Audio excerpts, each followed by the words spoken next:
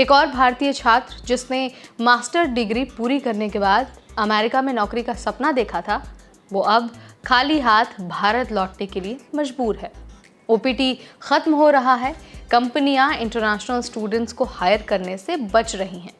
H1B visa मिलना पहले से भी ज़्यादा मुश्किल हो गया है। तो क्या अब अमेरिका जाना पहले जितना फ़ायदेमंद नहीं रहा? क्या अमेरिकी कंपनियां भारतीय छात्रों को हायर करने में दिलचस्पी नहीं दिखा रही हैं? क्या विदेशी छात्रों के लिए वीज़ा की मुश्किलें और बढ़ने वाली हैं? आज के इस वीडियो में हम आपको ओपीटी स्टूडेंट्स की परेशानियां, नौकरी न मिलने के असली कारण और इससे बचने के कुछ स्मार्ट तरीकों के बारे में बताएंगे, ताकि आपको भविष्य में किसी तरह की कोई समस्या ना हो। Hi everybody, I am Neha Upadhyay and you are watching NBT tech ed. सबसे पहले तो हम आपको ओपीटी के बारे में बता देते हैं और ये भी बता देते हैं कि आखिर ये इतना पॉपुलर क्यों है। तो ओपीटी यानी कि ऑप्शनल प्रैक्टिकल ट्रेनिंग, ये एक ऐसा प्रोग्राम है जो इंटरनेशनल स्टूडेंट्स को अमेरिका में पढ़ाई पूरी करने के बाद 1 से 3 साल तक काम करने की इजाज़त देता है। स्टेम डिग्री वालों के लिए 3 साल होता है और जो नॉन स्टेम डिग्री वाले होते हैं उनके लिए सिर्फ 1 साल का टाइम होता है। अगर इस दौरान किसी को कोई नौकरी नहीं मिलती है तो स्टूडेंट को वापस अपने देश लौटना पड़ता है। अब ये जान लीजिए कि जिस छात्र के बारे में हम आपको बता रहे थे इंट्रो में, उसको नौकरी क्यों नहीं मिली। तो देखिए, सबसे पहला जो कारण है वो है less experience. Entry level job में भी अब देखिए एक्सपीरियंस की डिमांड हो रही है, चाहे यूएस हो या फिर दुनिया का कोई भी कोना। हर व्यक्ति चाहता है कि उसकी कंपनी में ऐसे लोग हायर किए जाएं जिनके पास पहले से ही एक्सपीरियंस है। यूएस तो खास तौर पर फ्रेशर्स की जगह पर एक्सपीरियंस लोगों को हायर करने में विश्वास रखता है। अमेरिका में अब एंट्री लेवल जॉब्स भी बिना अनुभव वालों को नहीं मिल रही हैं। इसके अलावा वीज़ा का बहुत झंझट है, कंपनियों को रिस्क नहीं लेना है। भारतीय स्टूडेंट्स को जॉब मिलने के बाद H1B वीज़ा के लिए लॉटरी में आना पड़ता है। कंपनियां ऐसे लोगों को कम हायर करती हैं जिनका वीज़ा स्टेटस रिस्की लगता है। इसके अलावा अमेरिकी इकॉनमी का असर, ये भी बहुत बड़ा कारण है कि उस भारतीय छात्र को वापस इंडिया आना पड़ा है। अब देखिए, इन्फ्लेशन का दौर है, पूरे अमेरिका में मंदी है और हायरिंग को फ्रीज कर दिया गया है। 2024-2025 में कई सारी बड़ी कंपनियों ने छटनी की है बड़े पैमाने पर और नई हायरिंग पर रोक लगा दी गई है। इस कारण से कई सारे इंटरनेशनल स्टूडेंट्स को नौकरी मिल ही नहीं पा रही है। इसके अलावा जो रिक्रूटर्स की प्रायोरिटी है उसकी वजह से भी कई सारे स्टूडेंट्स को नौकरी नहीं मिलती है। अमेरिका फर्स्ट वाली जो पॉलिसी है वो कई सारी कंपनियों को ना चाहते हुए भी मानना पड़ता है और जो अमेरिकी नागरिक हैं उनको नौकरी में प्राथमिकता देनी पड़ती है। ट्रम्प सरकार के वापस आने के बाद तो ये मुश्किल और बढ़ गई है और कंपनियां न चाहते हुए भी अमेरिकी लोगों को प्रायोरिटी दे रही है बजाय स्किल्ड वर्कर्स के।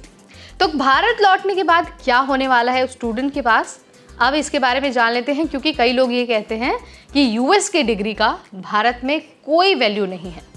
तो देखिए, कुछ एक्सपर्ट्स का मानना है कि यूएस की डिग्री भारतीय एमएनसीज में एडवांटेज देती है, लेकिन कुछ कंपनियां यूएस से आए कैंडिडेट्स को ज़्यादा तवज्जो नहीं देती हैं क्योंकि उनके पास लोकल एक्सपीरियंस नहीं होता है और एमएनसी में अगर आपको काम करना है तो लोकल एक्सपीरियंस का होना तो मस्ट है। गूगल, माइक्रोसॉफ्ट और अमेज़ॉन जैसी कंपनियां रिमोट जॉब्स या फिर भारत में जॉब्स ऑफर कर सकती हैं। अगर कोई छात्र जो अमेरिका से वापस आ गया है उसे किसी अच्छी एमएनसी में नौकरी मिल जाती है तो बाद में H1B के जरिए वापस यूएस जाने का उस छात्र को मौका मिल सकता है। लेकिन बिना यूएस जॉब एक्सपीरियंस के भारत में भी आपको मुश्किल हो सकती है। सिर्फ एक डिग्री के भरोसे अच्छी नौकरी मिलना बहुत टफ हो सकता है।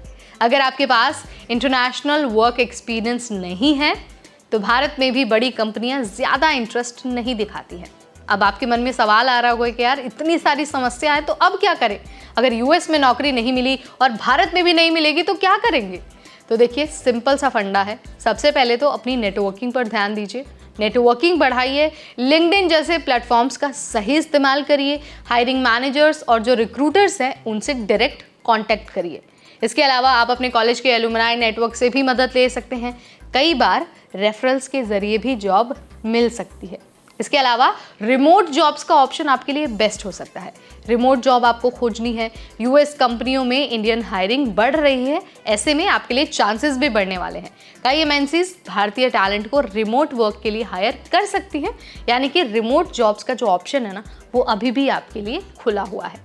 इसके अलावा आप खुद को अपग्रेड करिए, नए स्किल्स को सीखिए और ये चेक करिए कि आपने जिस फील्ड में पढ़ाई की है आखिर जॉब मार्केट में रिक्वायरमेंट क्या है, यानी कि आप किन स्किल्स को लैक कर रहे हैं और किन स्किल्स का आपके अंदर होना बहुत ज़रूरी है। आप उसे सीखिए, एग्जामिन करिए, उसके बारे में पढ़िए, जानकारी हासिल करिए और ख़ुद को जॉब मार्केट के लिए तैयार करिए। तो सिर्फ भारत ही नहीं बल्कि आपको विश्व के किसी भी कोने में आराम से नौकरी मिल जाएगी। लेकिन खुद को स्किलफुल रखना और खुद को अपडेट रखना बहुत ज़रूरी है। सिर्फ डिग्री लेने मात्र से अब तो काम नहीं चलने वाला है। कट थ्रोट कॉम्पिटिशन हो गया है, लेकिन अगर आप पूरी दुनिया में अपनी एक अलग पहचान बनाते हैं, आपकी स्किल्स बेहतर हैं, तो आपको नौकरी लेने से कोई नहीं रोक सकता। तो यहाँ पर मैंने आपको ये बता दिया है कि जो भारतीय मास्टर्स की डिग्री लेने के बाद अमेरिका से भारत आ गया है, अब उसके साथ क्या होगा, और ये भी मैंने आपको बता दिया है कि किस वजह से उसे यूएस में नौकरी नहीं मिली और भारत उसे क्यों आना पड़ा। वीडियो अगर आपको पसंद आया और हेल्पफुल लगा, नॉलेजेबल लगा, तो इसे लाइक और शेयर करना बिल्कुल ना भूलें। स्टडी अब्रॉड, वर्क अब्रॉड और हाँ, इमिग्रेशन और वीज़ा से रिलेटेड हर छोटा बड़ा अपडेट हम आपके लिए लाते रहेंगे, सिर्फ और सिर्फ NBT टेक एड पर।